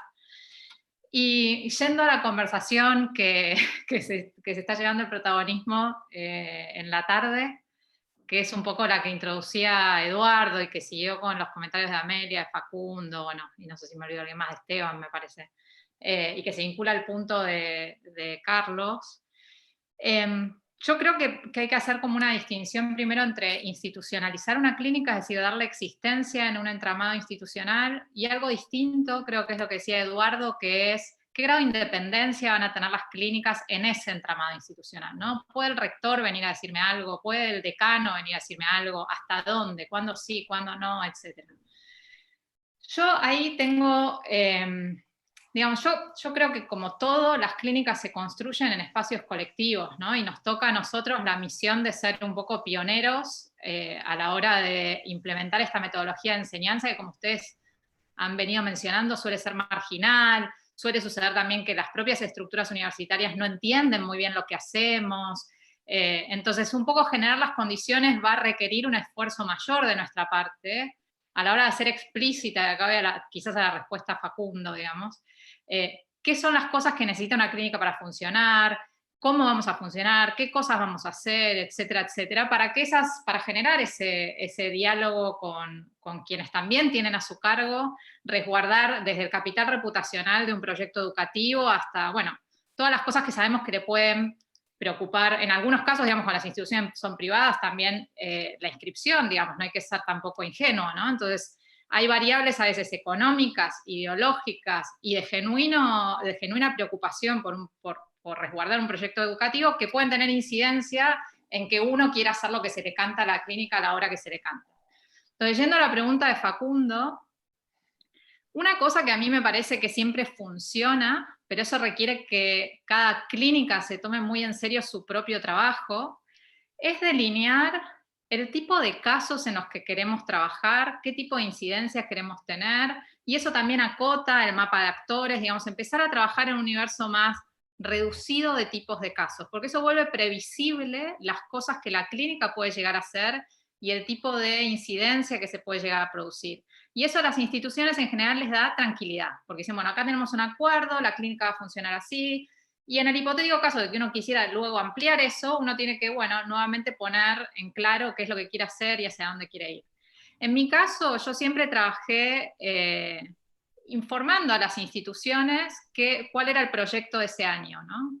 En los casos, en la clínica Innocence, digamos, es un proyecto que está muy protocolizado, es decir, tiene muchas reglas que vienen del proyecto norteamericano. Y eso a mí me enseñó, me sirvió para aprender a darle marco al trabajo que voy a hacer, y al mismo tiempo, como es un trabajo muy vinculado a los hechos, eso tampoco permite demasiado ruido, digamos, porque en definitiva es un trabajo casi de fact-checking, ¿no? De chequeo de data adentro de un expediente. Sí es cierto que en muchos casos, digamos, le he mostrado al país las cosas que hacen los jueces del máximo tribunal penal de la Argentina, que luego son los codificadores de no sé qué y los no sé cuánto, ¿no? Y uno tiene que tener libertad para poder decirlo y para poder luego plasmar eso en una investigación y lo que fuere, y eso sí es importante, pero si las reglas del juego están claras, que es busco incidencia en esta práctica institucional que es la penal, referida exclusivamente a prueba, y lo voy a hacer con fact-checking, es decir, que cuando salga a decir que un juez de casación es un desastre, lo voy a decir porque tengo evidencia, la institución se queda muy tranquila. Ahora, eso requiere de nuestra parte tener muy en claro, y acá y este me parece que es el punto de Facundo, en qué voy a trabajar y qué necesito para poder trabajar. En mi caso, y yendo al punto de la cantidad de estudiantes y demás, a mí me ha pasado que en la Universidad de Itela, que no tiene tampoco una tradición de clínica de este tipo, a mí me pasaba lo opuesto que a vos. Yo pensaba que iba a trabajar con 15 estudiantes y me anotaban 45. Y me decían, no hay manera de reducir eso, ¿no? Y es, arreglate ahora con 45. Y yo les decía, pero ustedes entienden que esto es como que entren 45 personas a trabajar en un estudio y yo los tengo que entrenar 45 al mismo tiempo, ¿no? Escribiendo, investigando, etc. Bueno, entonces esas tensiones que requieren, de nuevo, explicar de qué se trata la clínica para que la institución registre que va a tener que invertir en más profesores, va a tener que invertir en más espacio, va a tener que invertir en un capital mayor por cantidad de alumnos en esa última materia, bueno, requiere un trabajo, ¿no? Ahora, esos requisitos mínimos de qué es lo que necesito para funcionar, yo creo que salen solos si tenés claro hacia dónde va tu clínica. En mi caso, por ejemplo, yo necesitaría que la clínica fuese anual, no cuatrimestral. Porque en un cuatrimestre yo reviso un expediente y necesito un cuatrimestre más, digamos. Si no, les corto a los estudiantes alguna parte se las recorto, digamos, y eso no está bueno. Entonces, en mi caso, mi reclamo es que sea anual, tener menos cantidad de estudiantes por aula. Si tengo muchos estudiantes, pues entonces necesito profesores o profesoras que me acompañen y diseñar una estrategia de trabajo diferente. Para mí sería ideal, que este es otro de mis reclamos a la universidad, que estudiantes de otros años, incluso inferiores, si se quieren comprometer pro bono, eso sí los quiero, porque hay otro tipo de vínculo con la clínica. Entonces los tengo muy claros, pero los tengo muy claros a partir de que tengo claro qué tipo de trabajo hace la clínica. Y ahí, si quieren, yo no sé, les puedo compartir el tipo de herramientas que uso para hacer eso, que vienen más bien de la gerencia empresarial, pero que son muy útiles para pensar, bueno, cuál es la misión que uno tiene, la visión que uno tiene, los valores que vas a sostener, de qué manera vas a hacerlo, el cómo, ¿no? Y ponerlo en papel para presentárselo a una autoridad, siempre hace que las cosas sean aún más claras, porque uno mismo se empieza a hacer preguntas sobre eso que escribe. Bueno, no sé si soy clara, pero me parece que las cosas se resuelven de esta manera, y me parece que tenemos, por ser los pioneros, extra esfuerzo de explicar y de contar y un poco de evangelizar, ¿no? María, muchas gracias, Celes. Bien, algunas cositas que fui anotando en base a interrogantes o planteos, ¿no? A ver, sí decirles que ese respecto que les mostraba hace un ratito, nuestros estudiantes forman parte dentro de lo que es una primera parte que nosotros llamamos módulo introductorio, comprenden, es decir, participan del desarrollo de ese cuadro, es decir, entienden que el producto final o en el producto de ese cuadro ellos son absolutos participantes, ¿no? De manera tal que ellos entienden qué es su participación activa, qué es validación social, qué es utilidad social. Ahora bien, hay una cuestión que planteaba Facundo, que a ver, un poco Facundo, la idea por ahí no fue, o no es de modo alguno, encorsetar, poner un compartimiento, ni de decir, estos son el ABC, ¿no? No es esa la pretensión. Sino que, insisto, inspirado por ahí en algunas afirmaciones que surgieron de estos debates, la cuestión no quede tan librada al azar y que no dependa de un Martín, de un Gustavo, que no depende de eso, sino que medianamente busquemos sistematizar, si se quiere, si es válida la palabra, algún orden para llevar adelante clínicas, pensamos esto, ¿no? Es un poco la intención y de ahí. Ahora, si tiene que haber algunos requisitos para llevar una clínica, yo me animaría a pensar que no. Ahora sí, desde lo pedagógico, vos sí, creo que todos vamos a tener claro que si hacemos determinadas cosas haremos clínica, pero que si hacemos determinadas cosas no haremos clínica. Es como muy fácil darse cuenta que no es clínica, ¿no? Y esas advertencias sí nos sirven. Si nos sentamos en un atril a impartir clases, a creer que impartimos, lógicamente no es clínica. Y por ahí, desde ese lado viene esta advertencia, señalamiento desde lo estrictamente pedagógico. Y ahí sí cambio y dialogo un poco con algo que planteó Eduardo. Contarte algunas cositas. Yo participé de la desgraciada experiencia de ver morir la clínica. Es decir, yo fui clínico de Mariela Púa, dirigí a la clínica de Tucumán con un caso que ustedes deben probablemente haber conocido, que era un amparo por desnutrición de Rosario. Y al año morimos. O sea, al año esa clínica murió. 2005, 2006. Yo era estudiante de esa clínica. Lo que quiero decirte con esto, Eduardo, es lo siguiente. Yo no voy a hacerme el boludo, ni pretendo hacerme el boludo de la dimensión política clínica. La conozco, pero también me hago cargo de, un poco tomando lo que dice Ezequiel, nuestra clínica es incipiente, está creciendo. No la voy a chocar en la esquina, metiéndome con determinados casos, que un poco lo que planteaba Sofi, mi compañera, es decir, nosotros sí tenemos limitaciones, las asumimos, pero queremos fortalecer nuestro proceso de construcción. Queremos fortalecernos y hemos sido súper políticos en ese aspecto. Porque, particularmente yo porque la vi morir, ¿no? Así que la lloro porque no terminé mi proceso como estudiante y fue muy lastimoso para todos, digamos. Si no, Celeste y Ezequiel, pregúntenle a Agustina Ramón Michel, que vivió, fue espantoso. Espantoso que nos cerraran nuestra clínica. Entonces somos conscientes de eso. Ahora, como somos conscientes, hemos decidido. Es decir, ser estratégico en eso y seguramente lo debatiremos después cuando hablemos de independencia. Y otra cuestión, por ahí la validación social no tiene que ver con un impacto masivo. La validación social tiene que ver con que el laburo de esos estudiantes trascienda las paredes del aula. Si trasciende las paredes del aula, sea en una resolución administrativa, sea en haber modificado, chipeado cabezas, digamos, para pensar desde otra forma. A ver, hay una cuestión, no sé si darse por bien servido, como diría, pero sí hay algo ahí. Y por ahí el bajo impacto no es en términos cuantitativos, ¿no? Entiendo que no lo has dicho desde ahí, pero ahí es donde entra la pata pedagógica. Porque esa pata pedagógica es la que ha modificado otra forma de construcción de la propuesta de intervención. La pata pedagógica ha hecho su trabajo, ha entendido que la construcción de la propuesta de intervención surge a partir de una participación activa, surge de una democracia deliberativa, surge a partir de escuchar lo que tiene la otra disciplina para decir sobre la solución de este problema.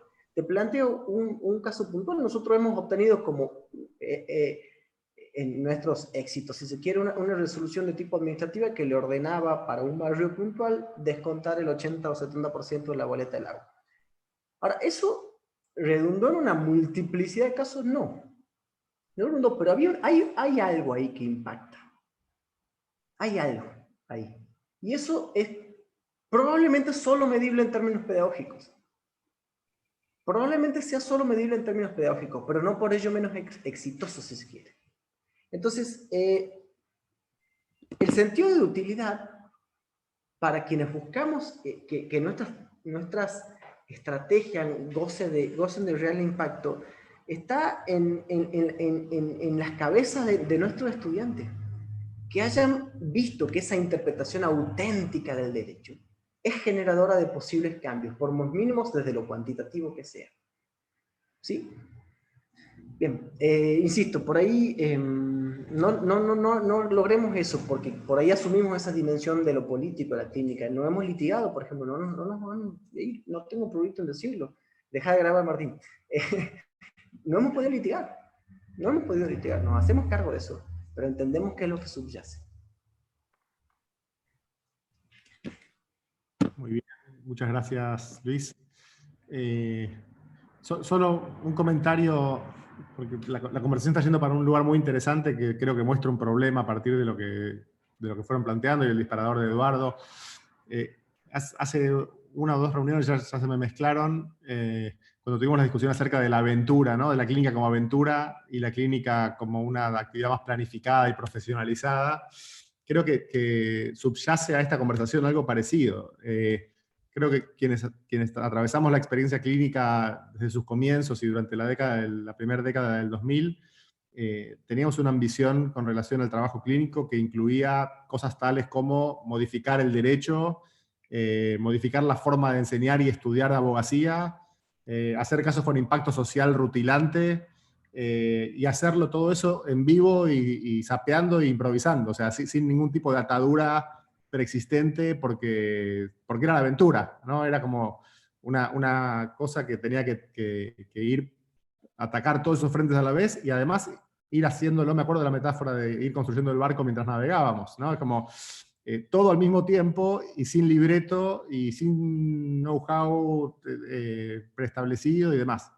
Creo que lo que va apareciendo en las conversaciones es cierta necesidad de regulatoria o de previsibilidad del trabajo, o de profesionalización, o de limitantes en alguna de esas dimensiones, o de elecciones que hay que tomar para ver qué tipo de clínica queremos hacer, sin ver que eso va en detrimento de lo que vemos como educación clínica, ¿no? Claramente la educación clínica, cuando irrumpió en nuestro medio, fue algo que para todos los que veníamos de una educación formalista y frustrante, fue algo que nos abrió los ojos mucho y creo que nos llevó a un lugar donde se nos conjugaba la vocación activista con la vocación docente, con la vocación de militante, y ONG y clínica era algo parecido en cuanto a lo que tenían que hacer.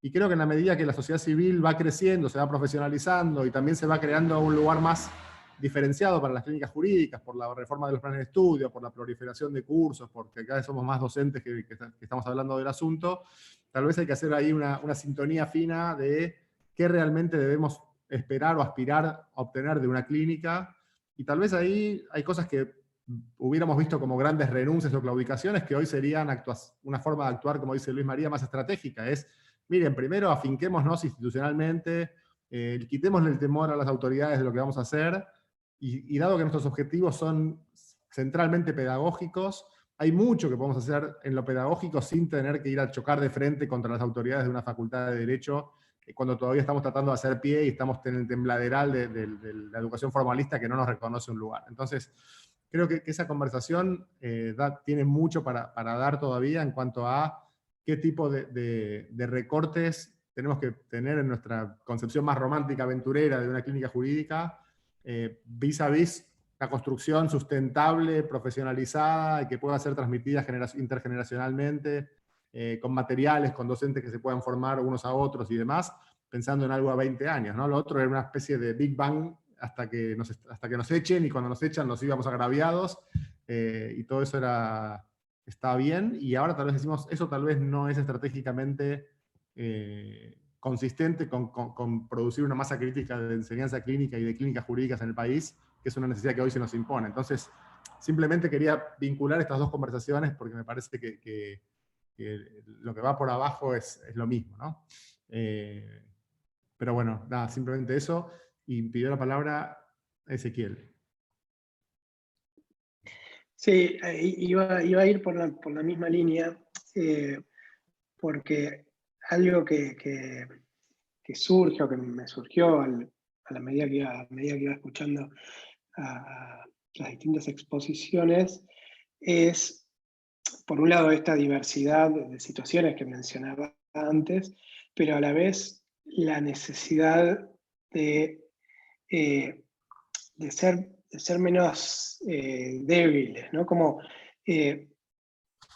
hace bastante que hay clínicas en Argentina, digamos, mucho menos que en otros países, pero que tienen más desarrollo, y hay mucho para aprender de esos países con más tradición. Pero a la vez vale la pena preguntarse, digo, ¿por qué no se generó todavía esta red más formal? Digo, como estas vinculaciones entre tanta gente con tan buena, tantas ganas y tan bien intencionada, y tanto para aprender unos de otros. En algún momento, hace bastante tiempo, se intentó, y por algún motivo que habría que tratar de identificar, no prendió la idea. Digo, la idea de vinculaciones más formales y materiales y aprendizajes compartidos, pero a lo mejor este es digo, hay cosas que han cambiado. Obviamente los planes de estudio, las exigencias de la CONIAU es una diferencia enorme. La tecnología que permite este tipo de reuniones, digo, hace 15 años, las reuniones eran sí o sí con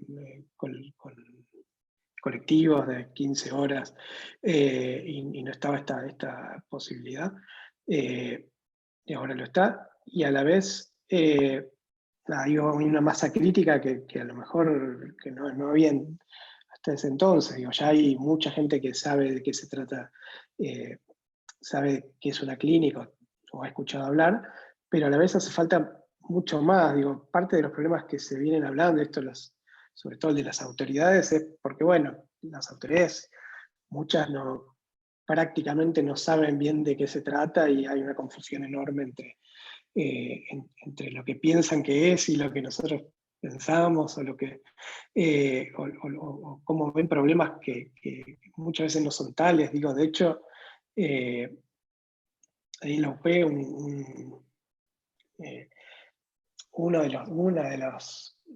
afortunadamente no hubo tantos problemas con las autoridades, pero uno de ellos era con un habeas corpus correctivo que habíamos presentado por una situación carcelaria, de una situación de malos tratos en alguna cárcel, y una estudiante era no sé si ministra o secretaria, después fue ministra, pero estaba una estudiante de ciencias políticas de la universidad, era funcionaria. Pero nada, algo que parecía un problema gigante, porque la mala suerte que habíamos tenido, después cuando hablamos con esa funcionaria y con las autoridades de la facultad, se entendió. Digo, muchos de los problemas de los que me parece que fueron mencionados, algunos, por lo menos una buena parte, tiene que ver con una falta de comprensión del trabajo que hacen las clínicas, y de confundir esto de que en la abogacía ocurre, ¿no? Como que yo defienda a este cliente no necesariamente significa que soy yo el cliente, y digamos, del otro lado hay obviamente alguien que tiene también algo para decir, y nada, es un problema que se visibiliza, pero no quiere decir que se termine como mi cliente lo está planteando. O sea, hay mucho de las dificultades que se resuelven con con una mejor comprensión de lo que significa esta actividad. Gracias, Eduardo, vos tenés la mano levantada. Sí, en realidad no sé si la tenía levantada, a ver, o la había bajado, pero no, quería sí decir algo, y primero, perdón, me tenía que ir 7:30, pero me entusiasmé, ahí me están buscando, y me quería quedar un ratito más, pero ahora digo esto. 7:30 tenés tiempo, ¿verdad? De 3 horas. 7:30. No, 4:30, perdón. No, 7:30 me podría quedar charlando con vos, Ezequiel, vos lo sabés.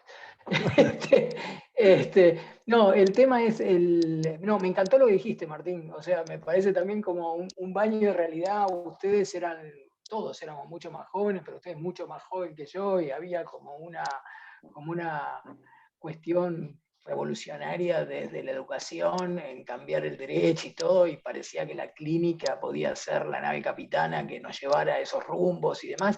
Y a veces por ahí nos destrolamos frente después a ciertas realidades, y me parece que hoy es como que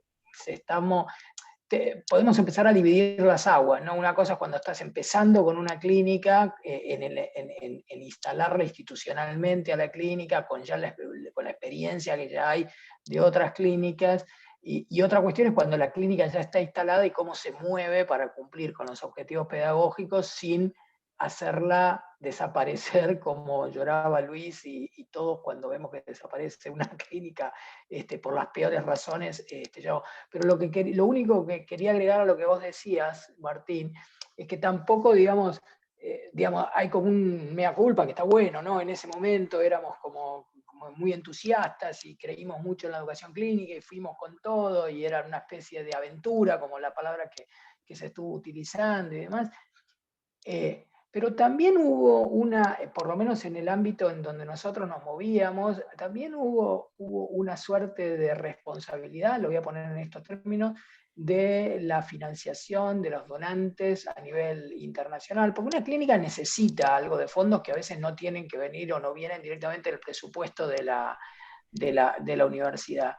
Y esto puede ser el beso de la muerte, porque yo me acuerdo, por ahí alguno de ustedes se acuerda también, cuando fue el auge de tener clínicas de acceso a la información pública. Yo estuve metido en esa movida, que venía un donante a ponerle plata a un montón de universidades para que creen sus propias clínicas, pero la clínica tenía que ser clínica del derecho de acceso a la información pública, y empujaban a clínicas de acceso a la información pública. Entonces empezaron a ver facultades que tenían su clínica de acceso a la información pública porque habían recibido fondos que les permitían contratar un docente por 1 o 2 años full time, y yo me acuerdo que armé un despelote un día en una reunión de ese donante que llamó a todas las clínicas, que dije, mire, la mayoría de lo que está acá no está haciendo clínica.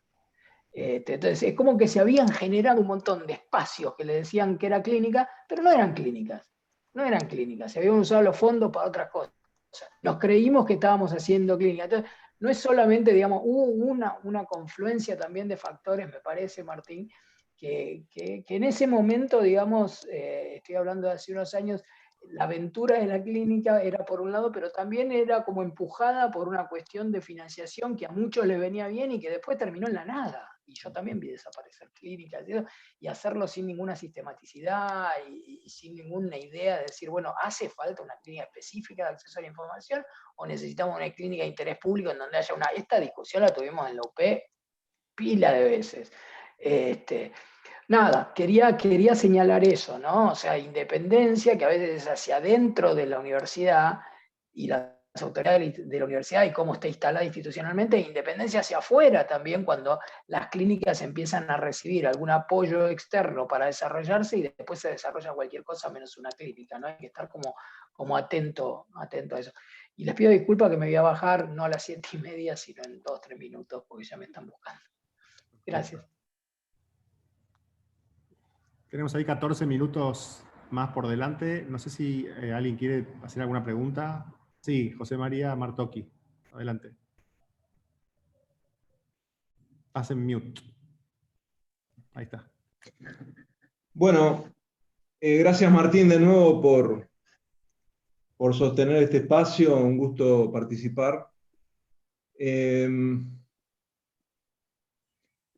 Quería contarles, porque me parece que el tema apareció en la circulación de la palabra de hoy, referido a la relación con las autoridades o con la institución. Que en el caso de las clínicas de La Plata no ha sido problemático porque ha sido un programa, es un programa con un fuerte aval político. Es decir, la modalidad nuestra es que cada tema que ingresa a la clínica y que luego sale bajo algún modo de intervención, tiene una intervención el Consejo Académico de la Facultad. Eventualmente ellos nos pueden preguntar o convocar algún tipo de reunión, nunca lo hacen. Los proyectos de intervención son aprobados, les diría, por unanimidad.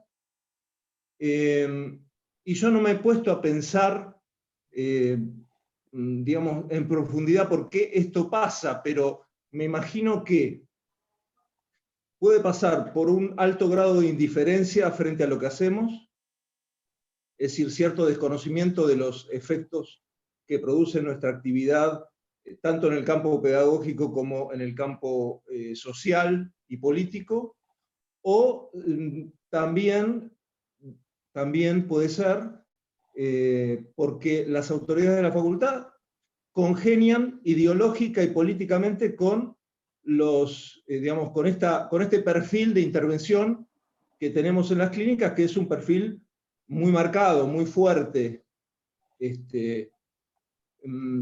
Nosotros estamos, por ejemplo, litigando con el Poder Judicial de la provincia por la cuestión del cupo laboral en materia de discapacidad. Estamos emprendiendo un litigio contra el Poder Judicial de la provincia por el cupo trans. Demandamos municipios, demandamos empresas públicas. Hemos evitado que una autopista pase por un parque preservado. Es decir, la intervención nuestra tiene un fuerte impacto en el sentido de que algo sucede en el afuera de la facultad. No me refiero solamente al impacto que puede tener en el estado del conocimiento del derecho en la actualidad, en el presente, ¿no? Es decir, hasta dónde logramos correr la frontera de lo concebible, sino también porque, bueno, una autopista pensaba pasar por un parque y ya no lo puede hacer, definitivamente.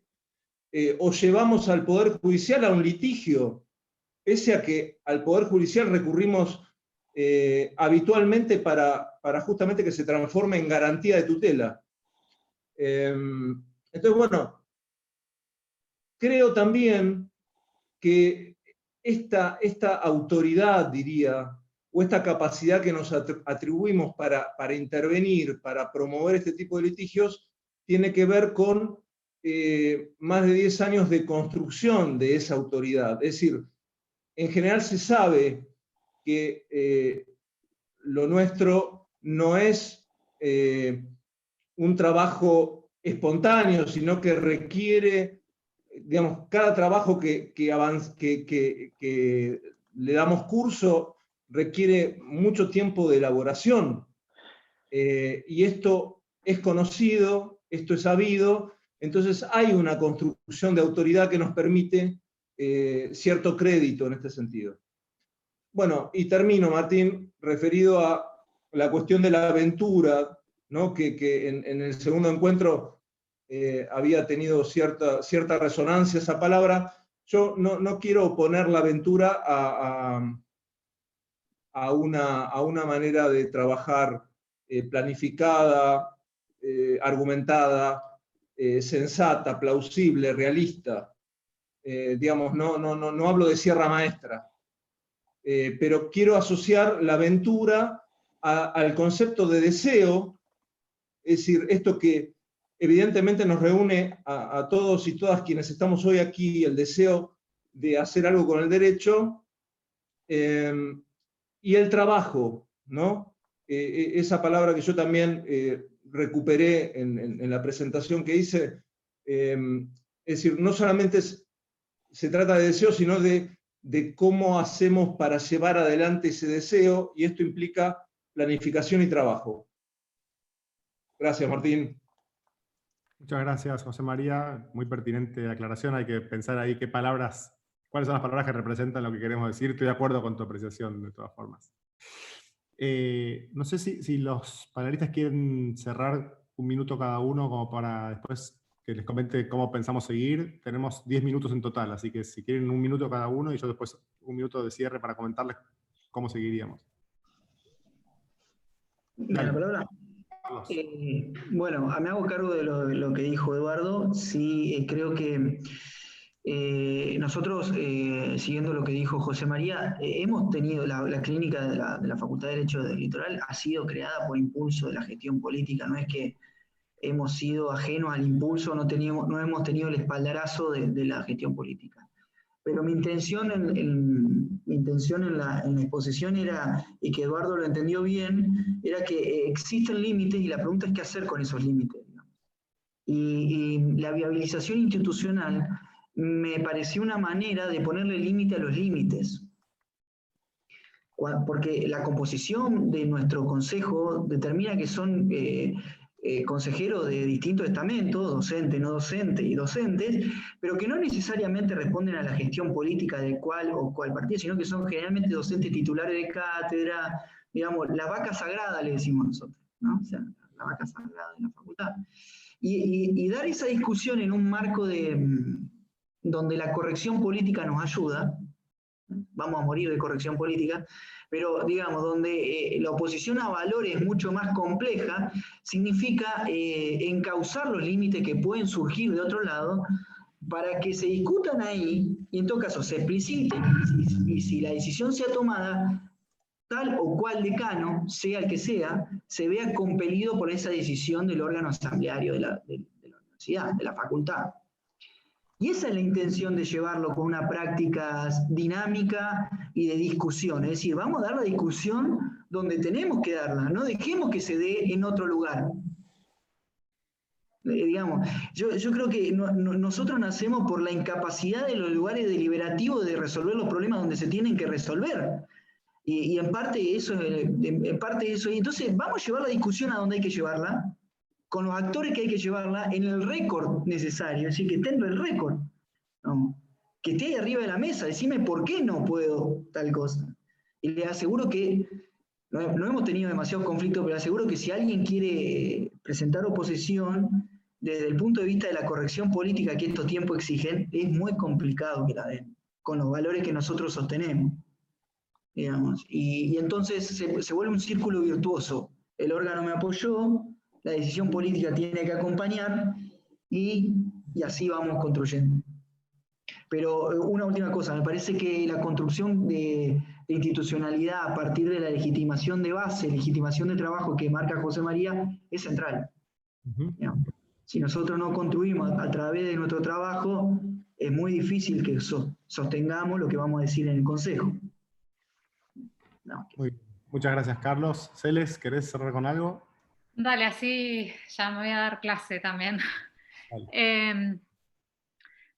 Todo me pareció súper estimulante. Me parece que la época de la aventura exploratoria debiera empezar a llegar a su fin. Yo voto por empezar a pensar una profesionalización de las clínicas, entre otras cosas que establezca estos límites, los límites a los límites, ¿no? Que es en general lo que suele hacer el derecho, someter a la autoridad a los límites.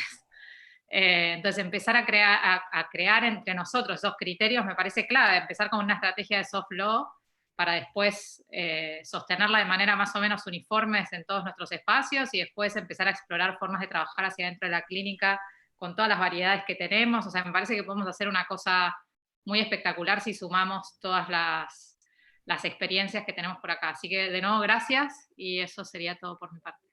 Muchas gracias. Les mandaré el material. Desconectar tranquila, después te cuento cómo terminamos. Dale, Luis María. gracias. Luis, te congelaste. Ahí ¿Yo? estás. Sí. Ahí está. Bueno, un poco de Celeste, esto que sea más que un deseo, ¿no? Que terminemos volcando esto en papers, en lo que sea, en lo que se pueda, y que contribuya no solo al fortalecimiento, sino a la creación también de muchas clínicas y muchos espacios nuevos a partir de esa experiencia. Nosotros los necesitamos.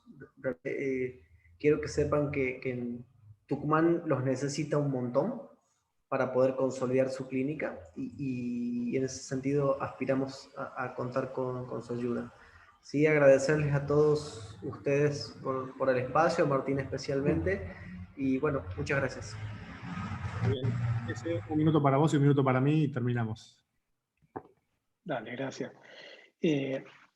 No, por ahí quiero un poco de tratar de generar esta otra visión que es, yo he visto por un trabajo que hacía en el Ministerio de Justicia de la Nación, a muchísimas autoridades de universidades muy proclives y muy interesadas y muy demandantes para que se generen más clínicas y más de una clínica en una facultad.